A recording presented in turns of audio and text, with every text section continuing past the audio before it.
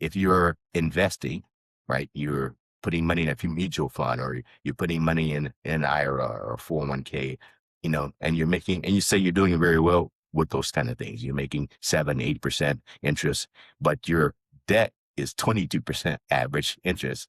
Then really and truthfully, you're not making money. You're actually making money to pay for the debt, in other words, right? Hello, everyone, and welcome to another edition of The Measuring Post, where we truly measure what matters. And sticking with our recent trend, today we're going to focus on our finances once again. And today, I'm bringing in another heavy hitter. He is a multi-time author, a financial educator who holds a master's degree from the University of Essex in the UK. He's now the CEO of Financial Literacy Group. Please welcome Mr. Ron Harris to The Measuring Post. Ron, how are you today? I'm excited to learn from you. How are you, sir? I am very good. Very good. How are you today? Very good. Yes. Lately, we've been focusing on our money. I think it's an important topic that everybody is kind of terrified and intrigued about all at the same time. And we're just trying to find ways to make ends meet in a very tough economy, not only here in the United States, but globally. So Yes. figuring out ways where we can save money, stack it up, and be prepared, obviously, is a major topic. So Great. before we get too deep into your company, you're born in LA. How do you end up in the University of Essex? You've been studying around the globe, disparity in the U.S. in 40 different countries or more, about the income disparity. So give us a quick background on you, and then we'll dive a little deeper into your company and what you do. Well, it's kind of how I ended up at the University of Essex is kind of a long story, kind of embarrassing actually as well. So I played baseball in high school, and I got a scholarship to Northern Arizona Flagstaff, and I was kind of small, so my parents never let me play football. So when I put the football team, on my first play, running back a kickoff, I broke my collarbone, and I had taken a trip to Europe before that, and I decided to get away as far as I could from Northern Arizona. And so I ended up in Munich and in Phoenix, in fact, and I ended up at the University of Essex, is where I ended up at. Yes. And so, yes, I've been traveling. I was actually graduated during a time when the wall was coming down in East Europe. So I got to travel, of course, all over Europe, and I was in school there. And then I went to different countries after the wall came down, from Berlin to Poland to Romania to Russia, of course, where I was actually got married to a Russian lady for a while. And so I've traveled a lot. Yes. So you traded in one football for the European football, for lack of a better That's term. right. But what a cool thing to be able to witness something like the Berlin Wall falling in the late 80s, and being able to just have that experience where you got to soak up so much culture and world travel. That's really awesome.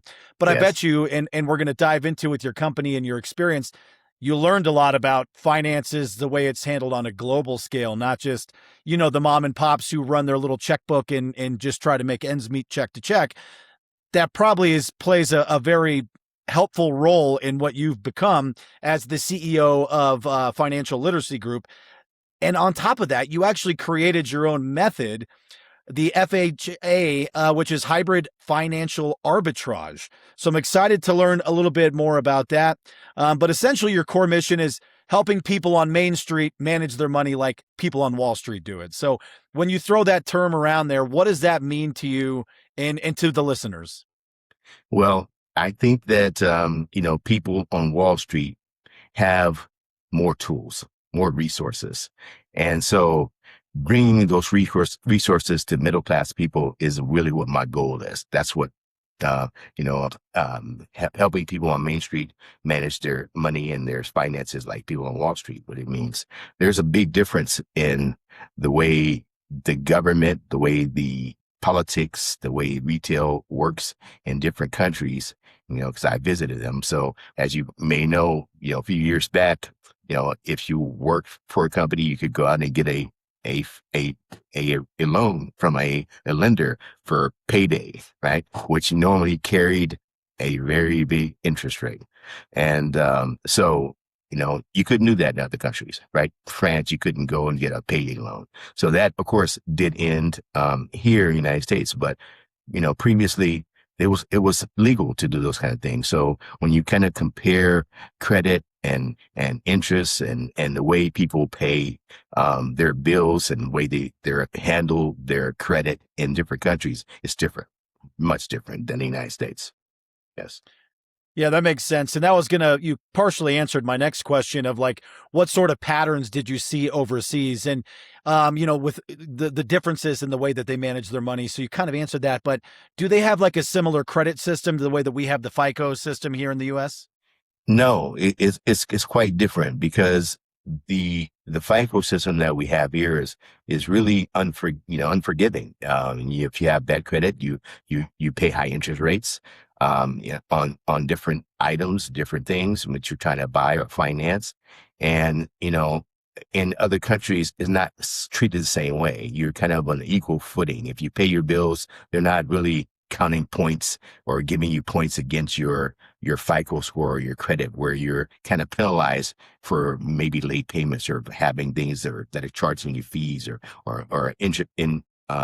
financial institutions that are charging you fees because the way credit is handled in different countries is totally different in the United States. The United States is very unique when it comes to that kind of thing.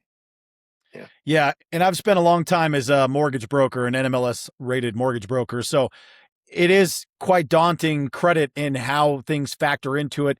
And it can be a very overwhelming thing. And again, if life happens or an injury or you lose a job and you miss a payment, you are really penalized sometimes.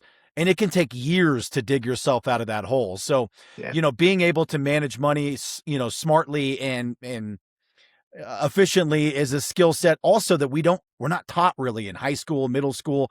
They should put way more effort and energy into our financial literacy, which I love also plays into your name because Yes. it's something that we just don't receive. So you've also become this wonderful financial educator. Tell us a little bit about what you do to get this content into the hands of people who really need it.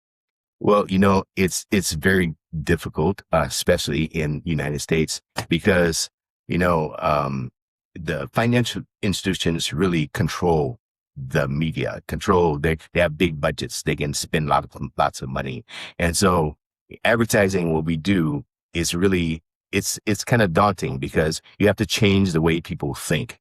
People have been brainwashed here. They've been kind of told the way life insurance works, the way, bills work. In fact, we as people or middle class people didn't make up what the American dream is, right? It's really made up by the retailers, the financial institutions, the banks. They make up what is the American dream. So when people believe those things and they try to achieve the American dream, they really figure out that you have to finance those things.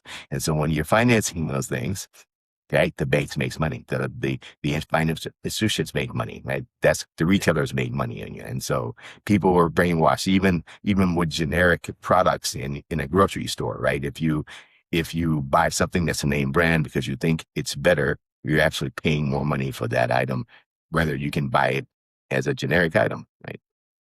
The credit card conundrum. There's a reason everywhere you go offers you a credit card, and it's That's right. because it's got a 30% interest rate tagged on it. And what they know you're going to do, you're going to rack it up and you're going to pay the minimum each every month. That balance never not only goes down, it goes up. And that $100 pair of shoes you bought ends up costing you 1,000 That's because right. you don't understand that the way that it works. We are the commodity for these big banks. It's unfortunate, but You, definitely really true. you're So exactly right. This is a consumer based economy, right? yeah. And so the consumer is what pays for everything. Is they get charged for everything. They find fees for everything. They get paid interest on everything, and so definitely the consumer, supports the economy. And it's sort of like the social media phenomenon where all the Facebook owners and Instagram and X, all these platforms, they're worth billions and billions of dollars, but we don't have to pay to be on it. Why? Because we are the product. The Yeah. advertisers are putting stuff in our algorithm because they know that we're scrolling through our phones and I'm going to buy that new cooking set or that new whatever I was shopping for. So, Yeah. if it's free for you to do, you're probably the product, my friend. Yes. So I love that you're sort of bringing this knowledge to the Main Street middle class families that really need this education. And you've written books on this, including what I mentioned earlier, the hybrid financial arbitrage. And from my understanding, it's like an algorithmic debt optimization technology that helps you with your cash structure. Can you give us sort of the layman's term or breakdown of what this is and sort of how it plays into people's finances? Yes, it is a very unique solution, and it brings tools and resources that middle class people, working class people would normally not have. What it does, and it looks at debt, it looks at retirement, and it looks at the structure of getting to those places in a totally different way. So presenting these kind of resources to middle class people that they can use, similar to the rich, what they've been using for hundreds of years. The banks have been using this for hundreds of years. So we look at debt totally different. We look at retirement totally different. So the technology that we offer, which is called Budgetify, what it does is it helps people start wherever they are. So if they own a house, if they have debt, if they have, interest that they're paying, again, we can start wherever they are.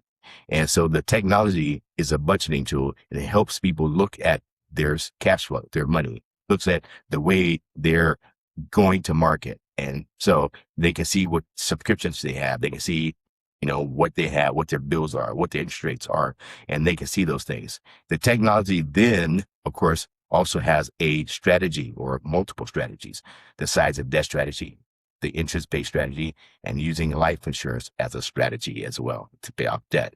So we look at debt as part of the retirement. So if you're investing, right, you're putting money in a mutual fund, or you're putting money in an IRA or 401k, and you say you're doing very well with those kind of things. You're making 7-8% interest, but your debt is 22% average interest, then really and truthfully, you're not making money. You're actually making money to pay for the debt, in other words, right? And so we look at debt as part of the same project, same as retirement. We look at a retirement as three different boxes. So you have your tax box, you have a tax deferred box, and you have a tax free box. So the life insurance that we offer as part of hybrid financial arbitrage is a different kind of life insurance. And that's one of the hardest things to get through to people, because people think they know what life insurance is. They think they know how it works. When you say things like you can borrow against your life insurance, they automatically think of things like infinite banking or banking yourself or family banking.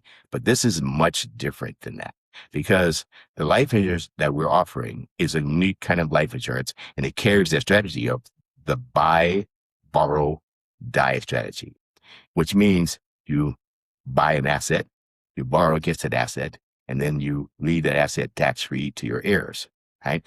And so because the life insurance is part of our solution, including the technology, the life insurance is not the same as what normal people are buying, what we're hearing from the banks, what we're hearing from life insurance agents normally.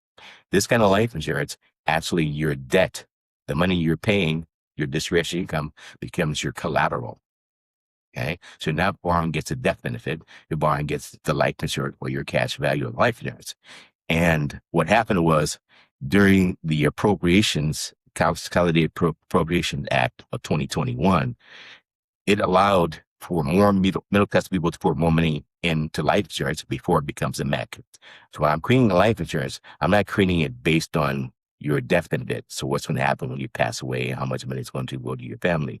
I'm creating it based on the MEC, the modified endowment contract, so that you can fund the life insurance policy up to the MEC without in increasing your taxes. So you're still getting the benefit of a life insurance policy.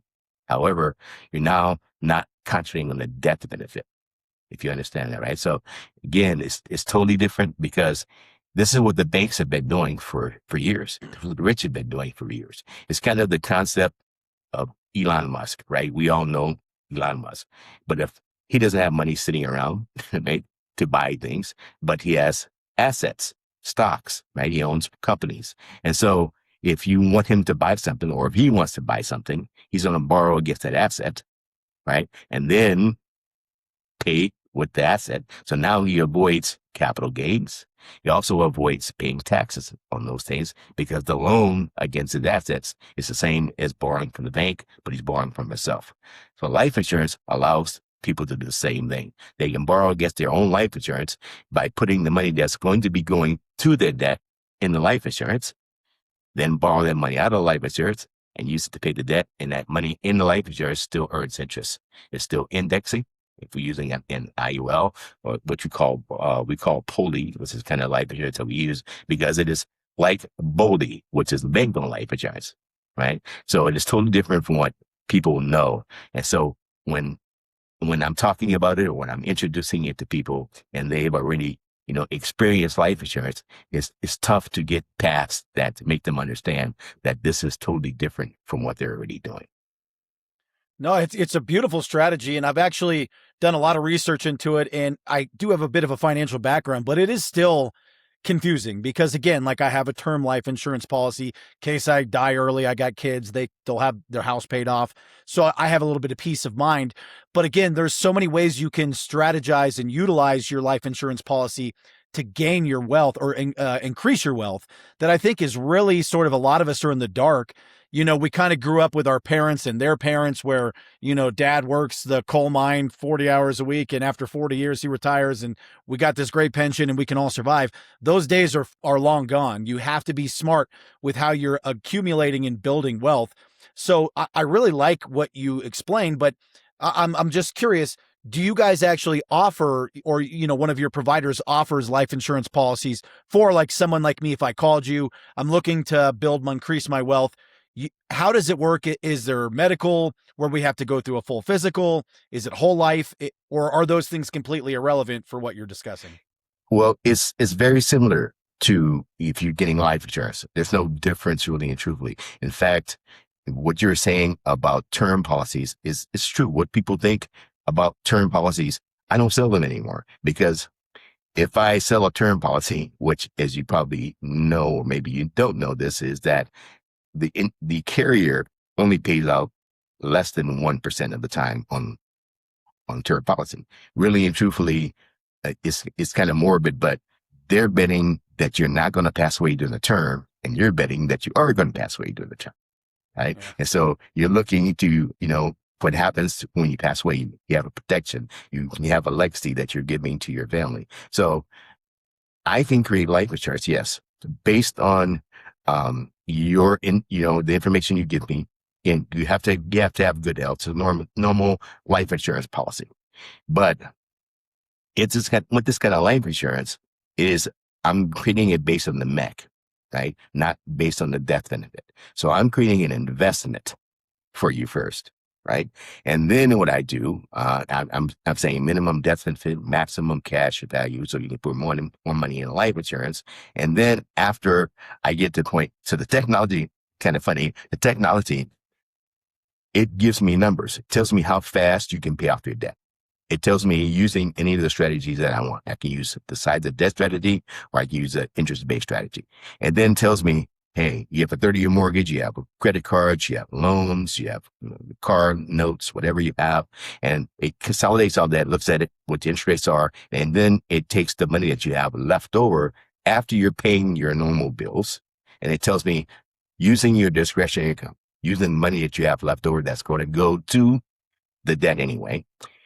Now we're paying that money toward the principal. So that it reduces how long you're going to pay the debt off, right? So then I take the numbers from the technology.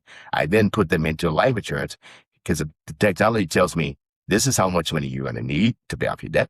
This is how much money, this is how long it's going to take you. So I take those numbers, I put it into the life insurance. I create the life insurance based on those numbers that come from the technology, right? And then I'm creating the life insurance as an investment. Saying you're going to pay off your debt, you're going to put the money through the life insurance to pay off your debt. And then I change it over to a face value life insurance policy, right? So that it meets all the regulations and the laws that a normal life insurance will reach, right? The corridor, 7-pay tests, all those kind of things are involved in this as well. But the life insurance, because of the way I'm creating it properly structured, it takes care, it makes up all those numbers. So when a life insurance agent is creating a life insurance policy, he's basing it on the face value. So if you say, I want to have $500,000 policy. He's targeting the amount of money that's going to go to you, to your family, to your beneficiaries after you pay off the life insurance. Where I'm not doing that. I'm creating it based on how much money you need to pass through the policy every year because the technology has told me how much, right? And now I create the life insurance so you can put that money that's going to go to the debt in the life insurance, borrow it from yourself. So now you have a technology, or you have a life insurance policy that is an asset-based life insurance. So what actually happens is you get a balance sheet, right? Which normal middle-class people, working-class people don't have a balance sheet. That really ain't true, but only corporations, banks have them. But now, because you're getting a life insurance policy that's similar to what the bank's policy is, you now have a balance sheet in your, accounting. And so now you can look at paying off your debt early. And then after you pay off your debt early, you can continue to put your discretionary income into life insurance and borrow that money out of your life insurance. So your Social Security can go in there. Your 401k can go into the life insurance. You can put it in life insurance, borrow that money out, right? Your IRA can go into life insurance, right? All those things. And again, some of the things that are out there, some of the tools that people have, like Roth IRAs, right? Which are tax-free, or tax-free because it's non-qualified, right? You paid that with your own money. So the only problem with is two things. It's limited how much money you can put in, right? With a Roth, and it doesn't have a death benefit. Life insurance still has a death benefit, right? Even though you're using an asset as an asset and using that money today, right? Rather than waiting until someone passes away to use the life insurance, you're getting to use it right now. Yeah, no, this is amazing. I love just the idea of this, and I have a couple of questions. Sure. One, it's great because again, if you have a 401k, a lot of you probably have one through your work where they match and you contribute. You can't usually access that money. So when you put it in your life insurance, you can pull it out That's right. because you're basically becoming your own bank, That's where right. everything that you're going to be spending anyways, you're just putting into a safe vessel. And then if you need to pull 10 grand out because of whatever, instead of trying to do terms of withdrawal from your 401k and jumping through a million hoops, you could just do it. And then you just continue to pay it back because it's yours anyways, That's which right. is a brilliant strategy. But, a lot of people are thinking, well, I get to a certain age, I get Social Security, which may or may not be there by the time, I get there, let alone my children. And a lot of people don't understand that income is taxed anyways. You've been paying into it your whole life if you're W-2'd, but then that's taxed. So what are the tax implications from borrowing against your own assets from the health insurance or the life insurance? So there's no tax. It's tax-free. The money you borrow from the life insurance is tax-free. So if you have a 401k, yes, when you make withdrawals from the 401k, you have to pay tax on that money, right? And Slap your so wrist. if you take the money that you borrow from the 401k, that you withdrawing from the 401k, you put it into the life insurance and you borrow that money from yourself, now you're earning interest on that money, even though you have to pay tax on it, right? Because it's 401k. It's qualified money. You haven't paid any tax on it yet. Came through your employer, and maybe your employer is matching you, right? So again, what you'll find with these kind of life insurance policies, yes, you have to go through the normal, whole life, normal, things that you go through, the medical information. They look at your MIB and those kind of things. But you'll find that this kind of policy is cheaper. It's cheap. Most cases, I compare to what people have already, and I'm sometimes a third of the price. The technology of the life insurance that we are creating is very close to the price of a term policy, right? So I don't sell term policy anymore, because why would I do that when you can use life insurance as a tool, right? Even if you're young, you can use it as a tool. You can withdraw or borrow money from life insurance and still use that money, right? So I start people, sometimes their family, their grandkids or whatever, they put life insurance, in their grandkids' name, and they still own it. They may use their life insurance to pay off their debt, to put money through the life insurance. And so now, because that life insurance is really insuring a grandchild, right? All the money that person uses to put the life insurance now, right? When they pass away, they sum it to the life insurance to their grandchild or give it to them. And now the grandchild gets to take advantage of all the money that's been put through the policy. They paid off the debt. Yeah, and I was my last question. You nailed it. I was hoping you would say tax free because that's everyone's favorite term here. But no, I love that because that's a strategy most people don't think of. You think life insurance, my life, my insurance makes perfect sense, right?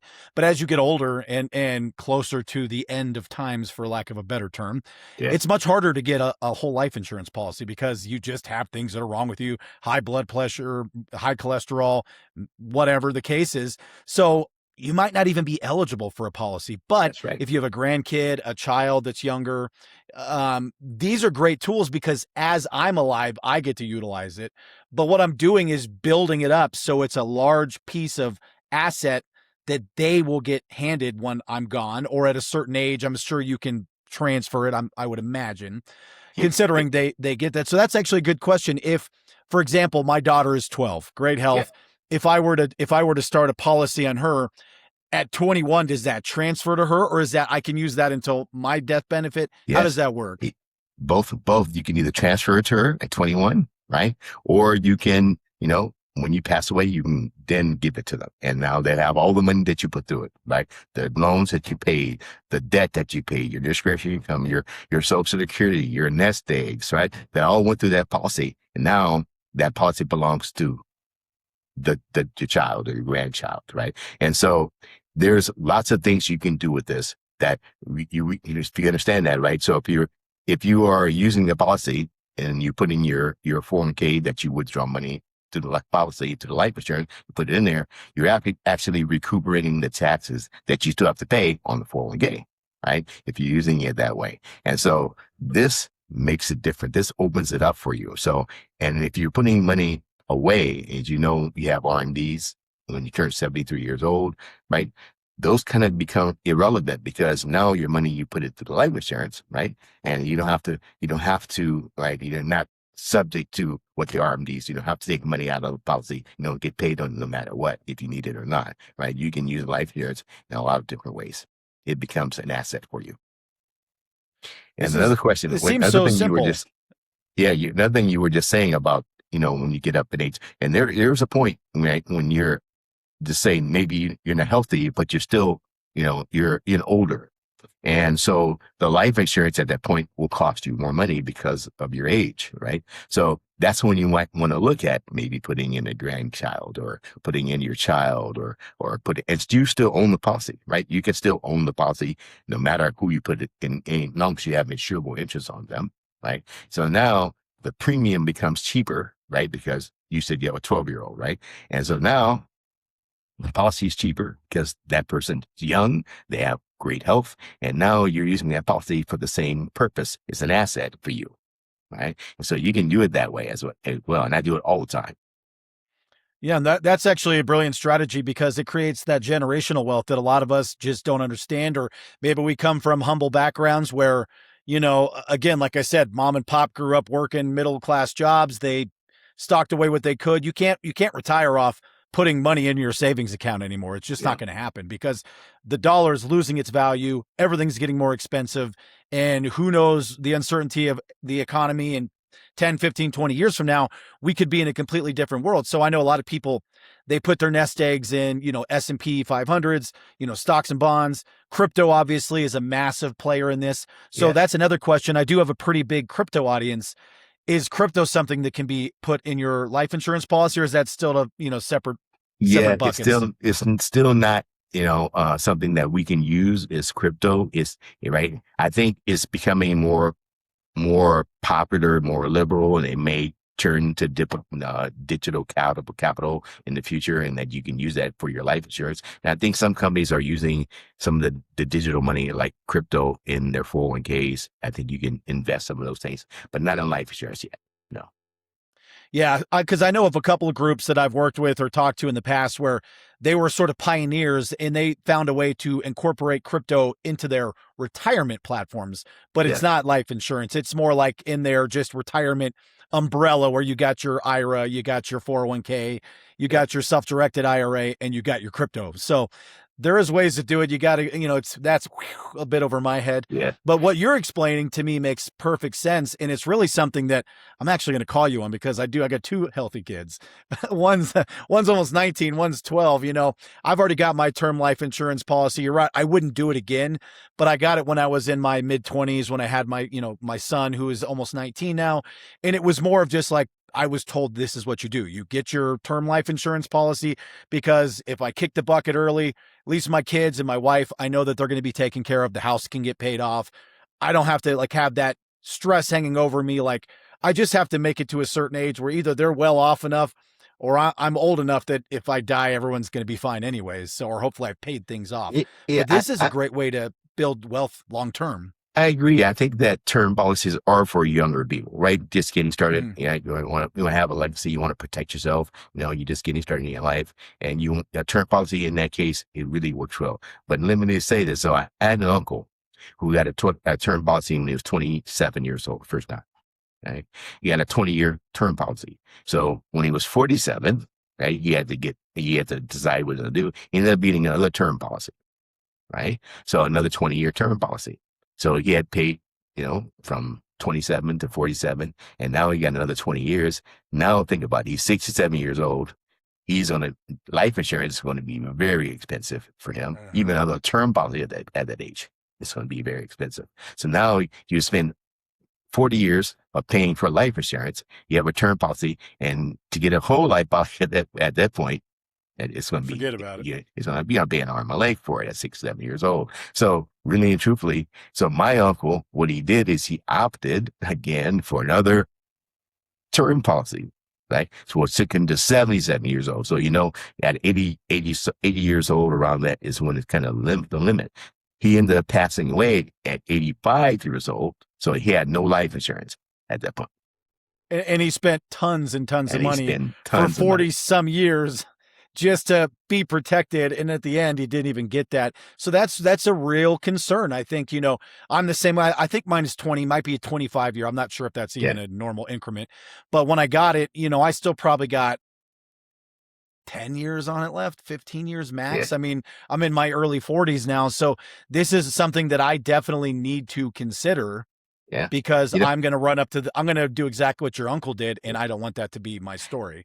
Yeah. It's funny. So a lot of times when I am talking to a client and they have a term policy, they normally end up ending that term policy, right? They move into this situation because they now can be out their debt. They're getting ready for retirement.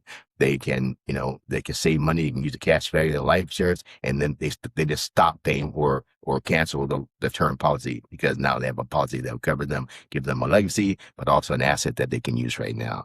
So thinking about your children, you said you have a 12-year-old, I think, and so I also sometimes we have people who may put the policy in their child's name and own the policy. And then that policy becomes the policy that child uses to pay for college, right? And then to put the down payment on the house and then pay the house off early and then use it in retirement. So this kind of asset can go along with you all your life. So I don't know, many people know this, but if in the, Kennedys or the Rockefellers, that's one of the first things they do when someone is born into that family.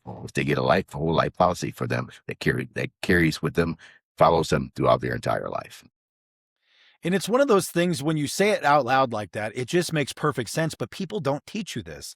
Again, this is why it's so important to have these conversations with people that have spent lifetimes learning this very simple yet profound skill set or piece of knowledge that big people like those big families, they gatekeep this information, and banks, the wealthy stay wealthy, the poor stay poor. And the reason is because we're not educated on these things. So Okay. I really love that you have come on and share this piece of wisdom, because again, when you say it in 2 sentences like that, it's like, why didn't I think of this? Yeah. Well, because no one ever told me about that. I was too busy just being told, put your money in the mattress or put your money in your Wells Fargo savings account and get 0.08 interest per year. I'm like, well, that's stupid. Why is not everyone doing this? It's funny. That's kind of a question that I get a lot. I get a question, when I talk to people, they say a couple of things. Oh, this sounds too good to be true. It's one of the things that they say, or they say, hey, why isn't everybody doing this? And there's reasons why, And in fact, the book you were talking about, I just finished writing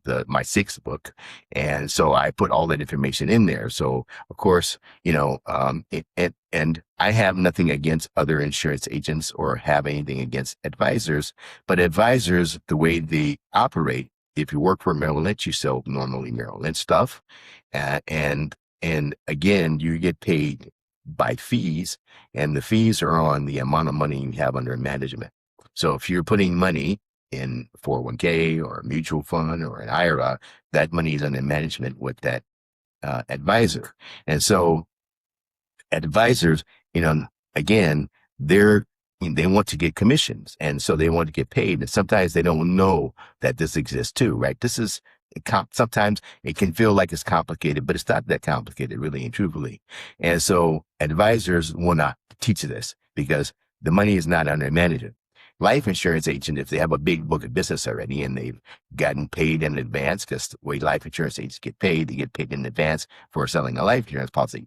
And the average life insurance policy across the country is about face value of $266,000, right? And so if they have a big book of business of people they sold life insurance to, they're probably not going to go back to those people and tell them, hey, there's a better way to do this, or learn, because this takes some learning, right? To get to understand how debt works, how interest rates work, right? And then how you can use life insurance in that entire corporated project or that entire solution. And that's what's different. That you talk about the education, and that's what the education is. So not only do I educate myself, educate my clients, but I educate my other insurance agents, right? So that they can understand how to offer this to a client. All the time, I have people who think in the beginning, they have conceptions. They've learned about myths. They've learned myths about life insurance. And sometimes I have people, in fact, just like 2 weeks ago, I had a guy that I hadn't talked to for a couple of years, came back and said, hey, I want to get life insurance from you. He realized the difference because he had been through it. He had talked to insurance agents. He had talked to other people out there. And so when you realize how different this is, and you understand how it works, then you realize that this is a great deal for a person. Right. This is something that a normal middle class person is not getting. The banks have been using it for 100 years. The rich have been using it for 100 years, right? Corporations. And so, do you think about it? There would be no JCPenney's without life insurance. There would be no Disneyland without life insurance, right? Right. There are different things. And there are people who still have bad experiences because they're not doing it right. And so you have to have a properly structured life insurance, and you have to be able, there's not many companies or carriers in the country that will allow a middle class person to do the same thing as the banks or the rich do. Right. And Yeah. so you're limited. Yeah, and I love, you talk about the Merrill Lynches, going to a place like that. They're going to advise you into one of their products because that's how they make money. Yeah. They're not going to say, hey, go over here and call my guy Ron because he's going to hook you up. They're not going to do that. No. But, even when you were talking earlier about Elon Musk's, and, he's recently been in the headlines because he's the first trillionaire, and people get this misconception like he's got $1 trillion in his checkbook. That's not how it works. And I like how you explained it. He has these assets. Essentially what we're becoming is little Elons, where we're building our own little asset that we can pull from. And That's it right. seems so rudimentary on paper, but it's profound in its actual execution because people simply don't understand this. So I love that your company not only is educating, because I think that's one thing that a lot of companies don't do. They gatekeep the information. They don't want you to know, because if you know it, you could do it yourself, right?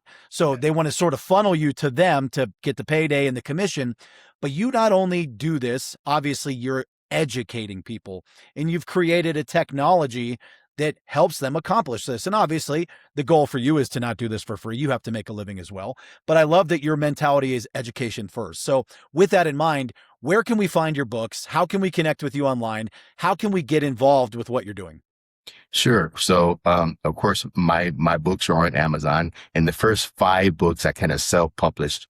I signed with a publisher about 2 weeks ago for this latest book, Hybrid Financial Arbitrage, which I'm also thinking about changing the name because I want it to be a book that people will see it on the shelf and pick it up and right and use it.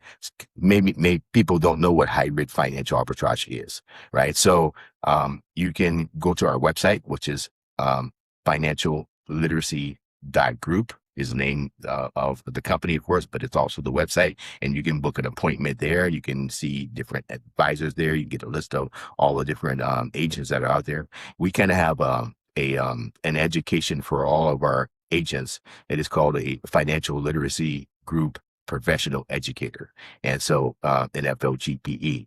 And so you can reach, us there. We're on social media, of course. You can look up the company Financial Literacy Group on Facebook. You can look us up on Instagram. You can look us up on LinkedIn as well. And you can book meetings with us as well there. And one thing about it, and I want to make sure that people understand, it's very simple. We do an assessment, right? You give us your numbers, what your debts are, what your income is. You give us those information. We then put them into our technology. The technology we can import that information in and then gives us numbers. So and we haven't even talked about that. So you can save 200,000, 300,000, $500,000 just on using the technology itself, right? Before you even use the life insurance, right? Before, even if you were just want to use interest-based strategy to pay off your debt, you can save tons of money. But if you can use the life insurance, and now that money that you usually pay the debt off anyway becomes collateral that you can borrow against, it's huge. It's huge. Yeah. It's game changing, right? And so a lot of the research that I did is funny. I use AI a lot, right? And so I used AI to research a lot of the stuff that I put into this book that I talked about the solution, and I created a thesis. So the thesis is anyone can download the thesis and use it. And again, if you just contact us, you can call us, at 310-323-419-1600 is our phone number, but you can call us there and you can, get the book and get the thesis and all those kind of things.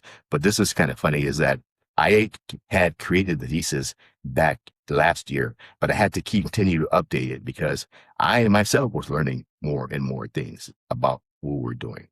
And so I used, Chat GPT, and I used a product called Agent Zero. I use Claude as well, or Anthropic. And so I don't know if you know this, but 2 weeks ago, 3 weeks ago, I think it was, Claude put out a new version of of the AI that they're using. Mythos and Fable. And so it was disagreeable with me. It made me reprove everything. It made me upload illustrations. It made me look at the technology. And I spent maybe 7 or 8 hours that day because, hey, I don't want to sell something or offer something to anyone that is not going to be beneficial for them. So it gave me headaches. I was looking at it. It made me prove it all over again. So I had to prove this entire solution all over again through AI. To AI. It was adversarial. It was really crazy. Yes. No, and that brings me to a very unrelated point. I'll make it a short topic, but if you're using AI, it will usually agree with you. So give it instructions like, hey, don't just agree and pat me on the back. Make sure you're checking things that I might have missed.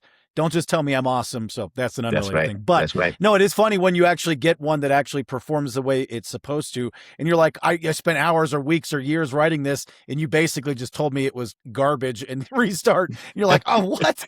Yes. So, yes. Yeah. No, but that's one thing I really admire about what you've said throughout this conversation is that you're not just educating me and the listeners, you educate yourself, which then makes you understand it better so that you can explain it simply the way you did.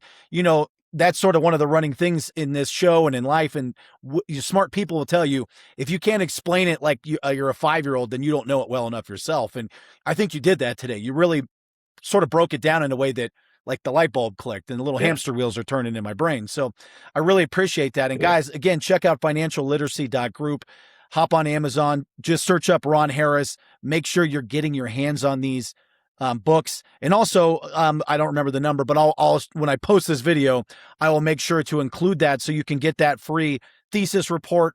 These are things we need to do, Yes. right now. Do it while you are able, physically, financially, healthy enough, young enough. Start looking at your long term. Don't count on Social Security. Don't count on the government. Don't count on savings accounts. Those things will not cross you over the finish line the way you want. Look at something like this sort of platform where you can pass an asset down also, which is like, again, we talk about the Rockefellers, the Walt Disneys. It's not just one guy who made Facebook and made 500 billion and everyone's good forever. The odds of that happening are slim to none. Let's be very real. I mean, none is closer than to accurate than slim to none. It's Yes. just not going to happen unless you're just this profound genius that did something amazing.